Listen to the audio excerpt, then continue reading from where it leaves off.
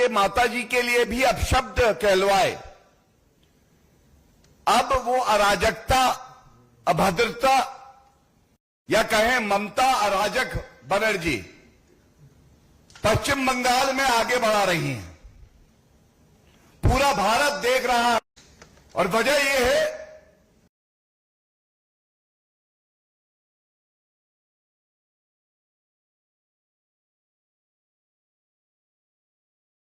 गुंडागर्दी क्या होती है ये लाइव टीवी पे दिखाती है।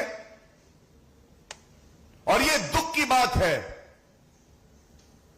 कि आज ये कहना गलत नहीं होगा, जिसे संविधान की रक्षा करनी थी, जिसको मर्यादा का पालन करना था, वो मुख्यमंत्री ममता बनर्जी आज गुंडों के लिए, मवालियों के लिए एक आदर्श बन के रह गई।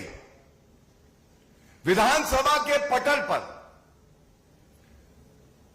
वो नारे लगाती हैं उस व्यक्ति के लिए जो गंगा जल की तरह पवित्र है, जिसको भारत की जनता ने प्रधान सेवक बनाया है,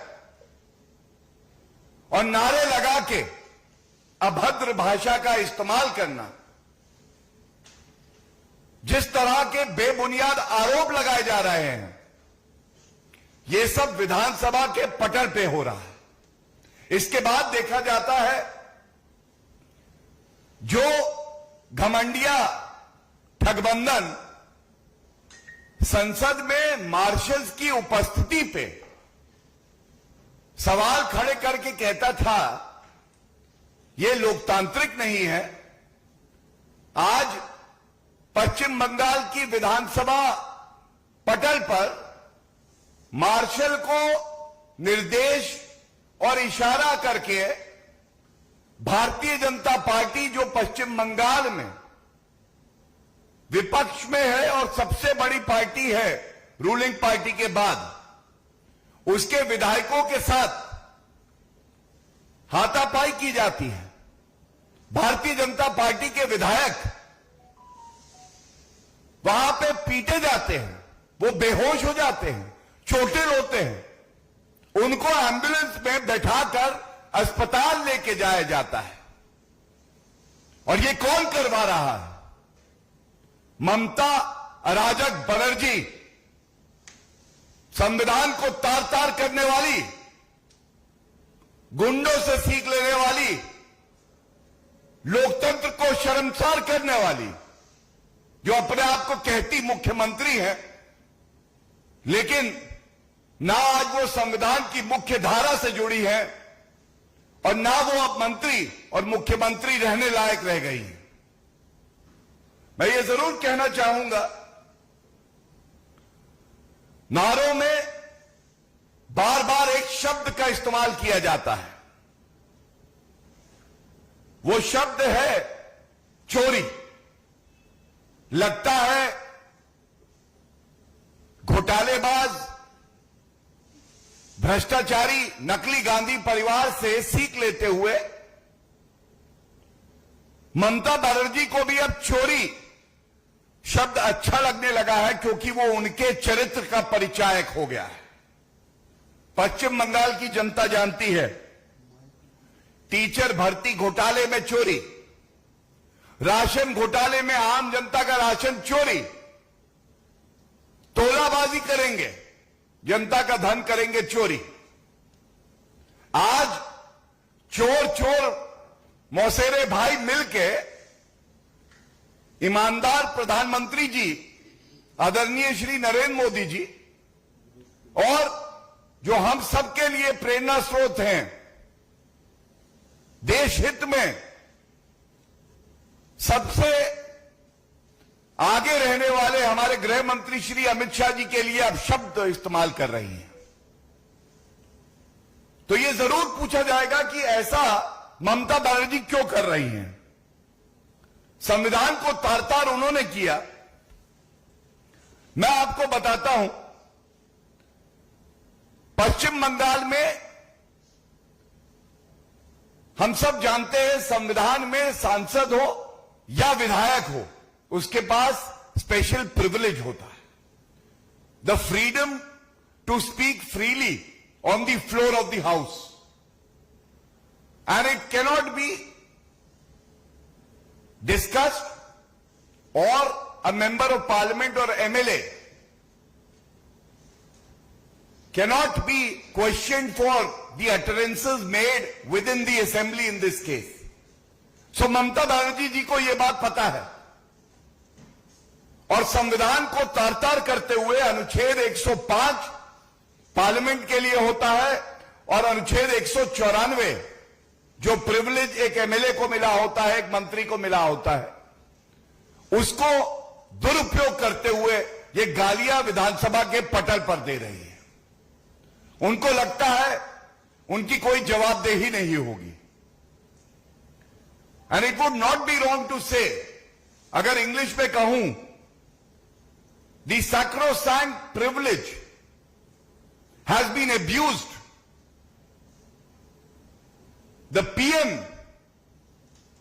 has been abused by Rahul Gandhi, and the people of West Bengal are being used for this anarchist politics of Mamata Banerjee. और अगर हिंदी में कहूं तो आज पूरा देश कह रहा है, पश्चिम बंगाल का हर नागरिक कह रहा है, जंगल राज कैसा होता है, बिल्कुल ममता अराजक बनर्जी जैसा होता है।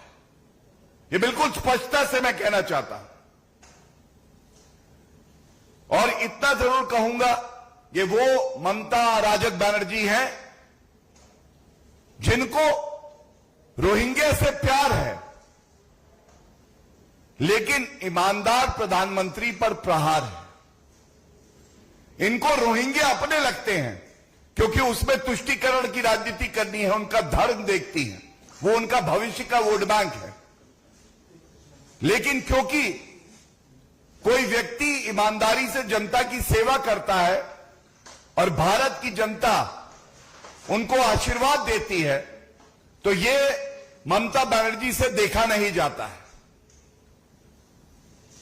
जो कार्य वो राजनीतिक क्षेत्र में नहीं कर पाती भारतीय जनता पार्टी को हराने का, वो कार्य वो विधानसभा पटल पर खड़ी होकर अमर्यादित भाषा बोलकर, संवैधानिक पदों पे जो व्यक्ति बैठे उनको गाली देकर सोचती है वो पूरा कर रही है। ये चिंताजनक है, अशोभनीय है, अमर्यादित है और अगर इसे काला कृत्य और काला दिवस कहा जाए तो गलत नहीं होगा। ममता बनर्जी अब इस लायक नहीं है कि वो पश्चिम बंगाल की मुख्यमंत्री बनी रहे, उन्हें तत्काल इस्तीफा दे देना चाहिए। जनता उन्हें सबक जरूर सिखाएगी। बहुत बहुत धन्यवाद। If there are any questions on this topic then I would like to answer those. Any questions? इस पे कोई है? ठीक है, और कोई क्वेश्चन है तो आप पूछिए। जीएसटी को लेकर लंबे समय बातें की जा रही है।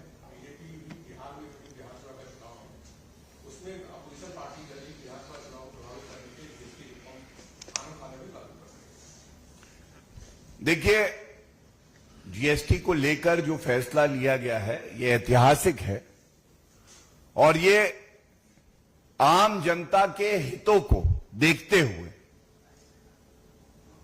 ये फैसला स्वागत योग्य है और हम देख रहे हैं पूरे देश में इसका स्वागत हो रहा है। और जब जब कोई ऐतिहासिक निर्णय आदरणीय प्रधानमंत्री श्री नरेंद्र मोदी जी के नेतृत्व में लिया जा रहा होता है और देश जश्न मना रहा होता है तो विपक्ष छाती पीटता है, नकारात्मकता झलकती है उनके वक्तव्यों में और उनको दर्द होता है कि भारत कैसे आगे बढ़ रहा है, आम जनता कैसे खुशहाल हो रही है। मैं समझता हूं अगर हम जीएसटी की पृष्ठभूमि पर जाएं, जीएसटी का सपना भ्रष्टाचारी कांग्रेस पार्टी की सरकार ने देखा था लेकिन उस सपने को वो कभी साकार नहीं कर पाए और उस सपने को जीएसटी लागू करने को, इस सपने को साकार भी किसी ने किया तो वो आदरणीय प्रधानमंत्री श्री नरेंद्र मोदी जी ने किया। आज जो निर्णायक फैसला लिया गया है ये स्वागत योग्य है और ऐतिहासिक है। Any other question? Thank you so much.